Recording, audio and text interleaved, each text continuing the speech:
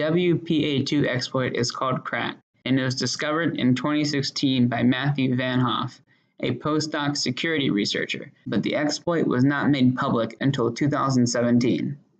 The crack exploit allows attackers to spy on internet traffic that is communicated over Wi-Fi using the WPA2 security standard. Operating systems such as Android and Linux are all susceptible to the exploit, but there is a lower risk to systems running Windows and Mac OS operating systems.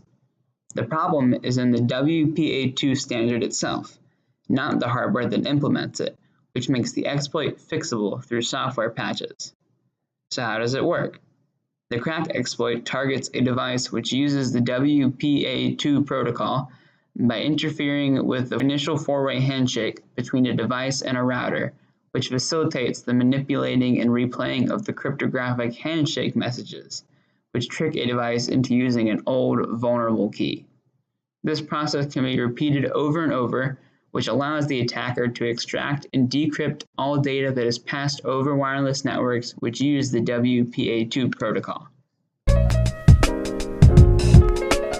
We want to challenge the viewers of this video to learn more about cybersecurity, like how they can protect themselves and how the companies whose products they buy protect them, so that viewers can help solve this exploit and prevent similar ones from happening in the future. The internet is a great resource to find information and do research on a topic through useful resources like Google and Stack Exchange. Teachers and peers at school are also great collaborative resources and can help introduce new ways to look at and solve a problem. The question remains, how has this exploit been patched? Fragmentation in the Android ecosystem makes patching difficult because so many different manufacturers need to push updates for their individual distributions of Android. Samsung has patched the exploit on their modern Android devices, but older devices will unfortunately stay vulnerable to the exploit.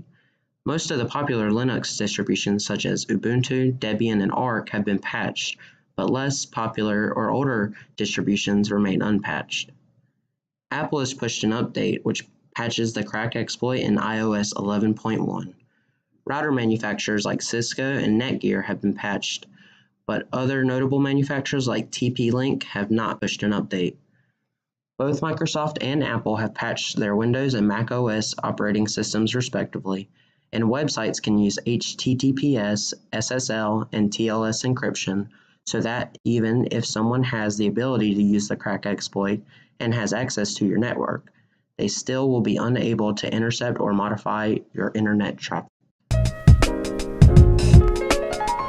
The best way that people can protect themselves from the crack exploit is to keep all their devices up to date with all the updates being pushed out. Devices like smartphones, smart TVs, and Internet of Things devices need to be updated.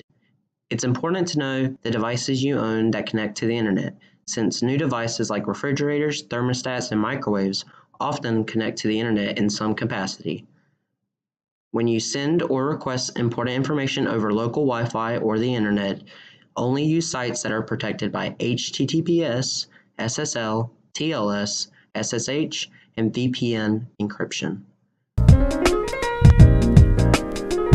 Now that you know about how you can protect yourself from the crack exploit and how the companies whose products you buy patch your devices, you can help educate your peers and family by telling them to update their devices and to avoid purchasing products whose manufacturers have failed to push updates for the crack exploit.